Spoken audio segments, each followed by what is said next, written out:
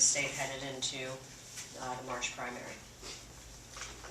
Well, I mean, I don't know how we could not be excited about having an Ohioan this deep in the process for the first time in a very long time. I mean, John Glenn toyed with the idea of running for president in 1984, didn't really go very far. John Kasich toyed with the idea in 1999, didn't really get very far.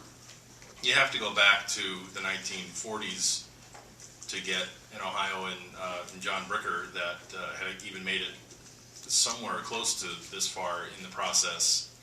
And that's kind of an odd thing if you think about how critical Ohio is in this election process. And now Republicans seem to have recognized that. And not only do we have an Ohioan running, but we also have the convention coming to Ohio for the first time in 80 years. And it's there's a palpable amount of energy and enthusiasm about the situation. You saw hundreds of Ohioans go out to New Hampshire and help our governor achieve a strong success in that election on Tuesday night. And it's a good thing. We know that, you've all heard me say it 100 times now, if not more, no Republicans ever gotten to the White House without carrying Ohio. And so the appropriate amount of focus is being placed here, and I think the excitement level is appropriately high everywhere. Yeah, I'll say a big picture for the Democratic Party. I mean, we obviously are watching the primaries, and they are interesting. But I'd say our focus is predominantly as a party on building the ground game that it will take to win Ohio in the fall, and preparing the kind of effort that you saw in 08 and 12 that led to the very high turnout in the state that led us to win those elections and do our responsibility for the country to get a Democrat elected president. So. It's obviously we're all political junkies, and it's interesting to watch. But our day-to-day task is in our mindset is to be prepared for what will be a spirited fall election, and we feel very good about that. We think we're creating a reputation already, and as one of the best-run parties in the country. We're very organized. We have a field team that is every single day building up our grassroots army. It was actually a team that also helped us do very well in last year's November elections around the state, whether it be Toledo or Chillicothe or other places. So we're, despite the back and forth in the primary, I will say I think there are two major consequences from clearly the governor decided that New Hampshire was the state he had to win.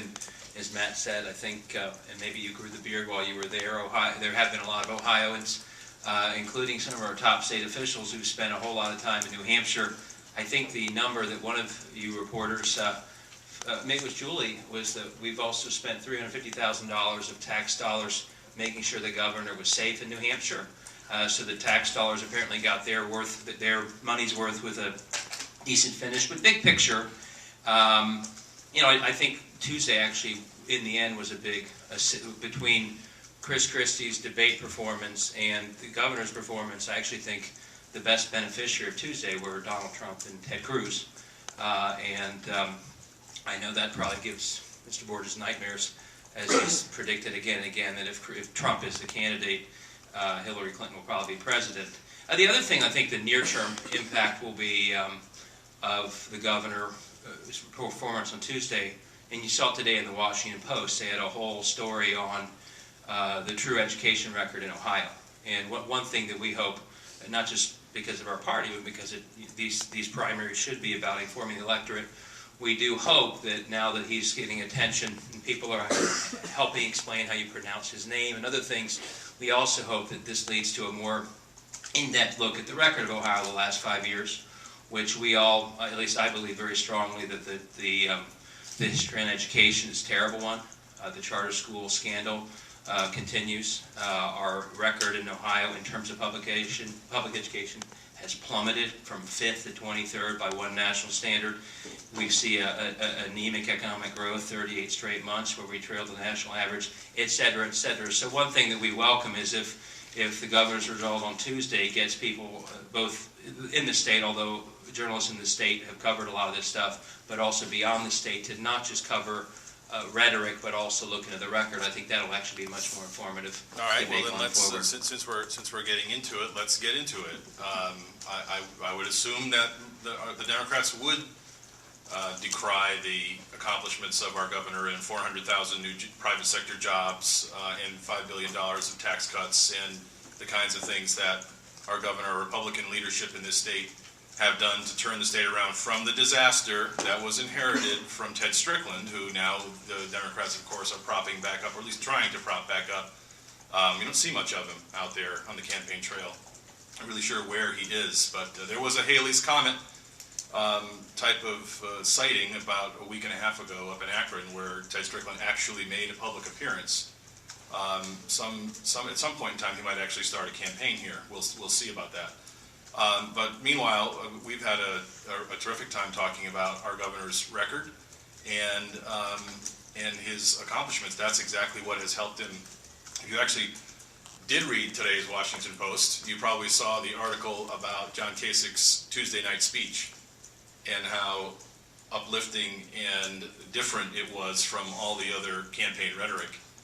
I think maybe the most interesting fact that's come out of this election so far has been that in the two states that have already voted, in both Iowa and New Hampshire, Bernie Sanders has gotten more votes than Hillary Clinton. More people voted for Bernie Sanders in Iowa than voted for Hillary Clinton. And a lot more people voted for Bernie Sanders in New Hampshire than voted for Hillary Clinton. Except in both states, Hillary Clinton got more delegates than Bernie Sanders did. And Bernie Sanders has no right to complain, of course, because this is exactly his economic view, right? This is socialism. I did better than you, but you get more than me, at least as much as me, and so I don't hear him complaining about it. That's the Democrats' process, and it'll be really interesting to see how, obviously they're trying to rig it for Hillary, and I don't blame them, but the Democrats seem to have a real issue on their side in terms of how they're going to work out this nomination. They'll rig the process for Hillary, but the people seem to want Bernie Sanders. So we'll see how it all turns out. Let's just hop over here. We have somebody